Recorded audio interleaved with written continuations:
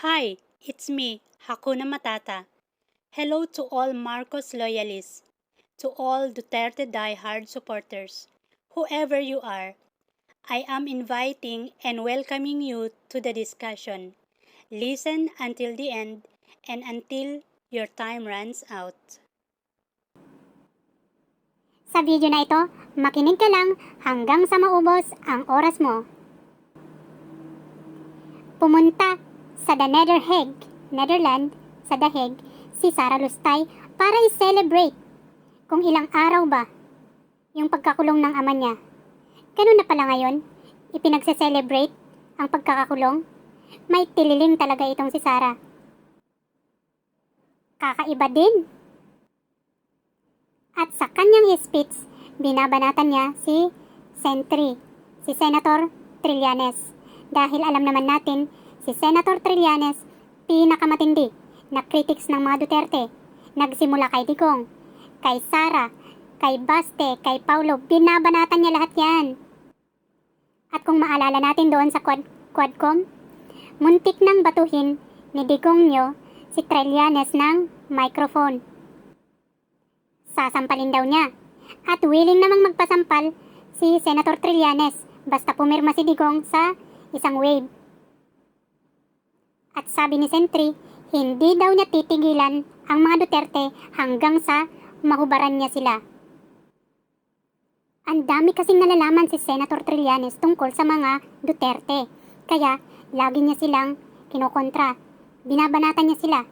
At hindi naman makaganti itong mga Duterte. Bakit kaya? Dahil takot sila.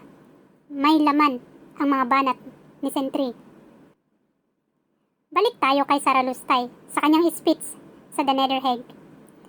Lagi niyang sinasabi, trililing si Trillanes.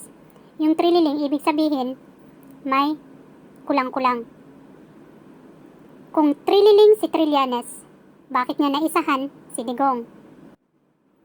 Kung trililing siya, bakit hindi niyo siya kasuhan? Bakit kayo takot sa kanya? Ang tagal ng kinasuhan ng Magdalo si Digong pala. 2017 pa yan. At hanggang ngayon, ni isa, wala silang nagawa kay Trillanes.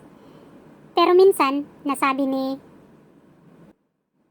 Las Cañas or ni Matobato, binalak daw nilang i-assassinate si Trillanes, pero hindi natuloy. Ganun din kay Senator Leila de Lima.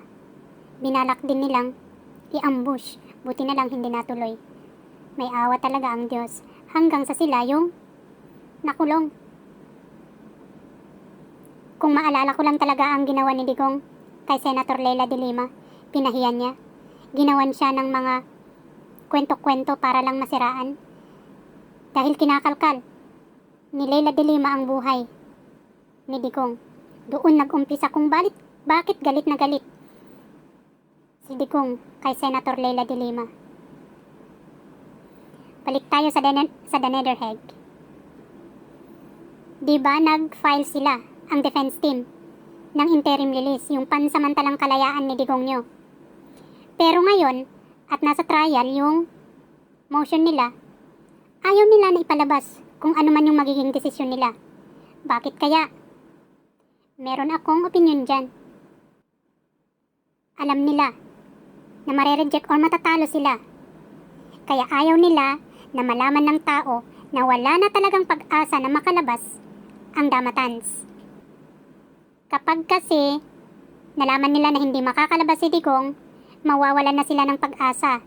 Yung burning, yung nag-aapoy na suporta nila kay Digong, babagsak yan. Mawawalan na din ng support si Sara Lustay.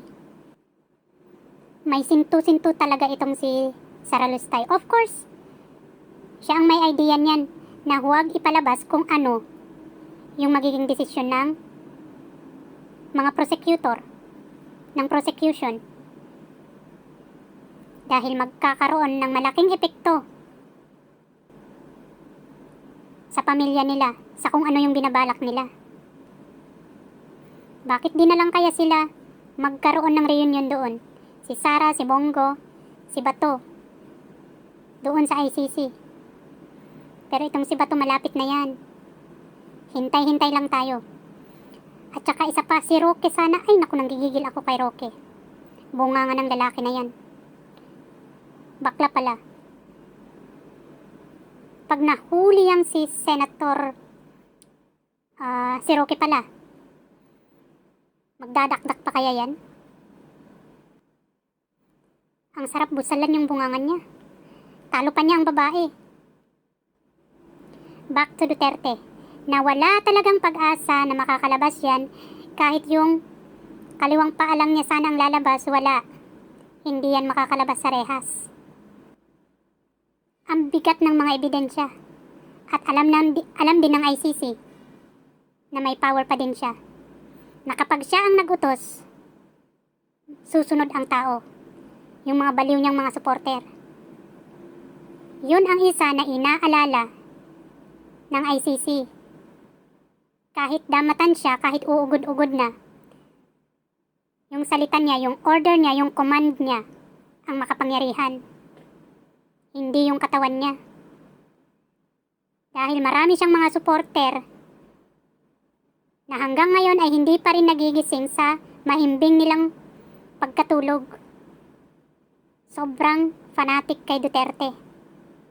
Doon sila nag-aalala na kaya nilang magsakripisyo para lang sa kulto.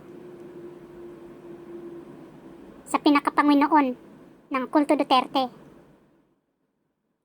Ano ulit yung tawag ni Duterte sa kulto niya? Iglesia pala ni Duterte daw. Yun yung kulto niya. Kung may iglesia ni Cristo kay Manalo, meron din iglesia ni Duterte. Meron talaga akong ipinapalalangin para kay Duterte, yung conversion niya. Pero it does not mean na ipapanalangin ko na lalabas siya. No. May hustisya dito sa lupa. At may hustisya din sa langit. Maganda.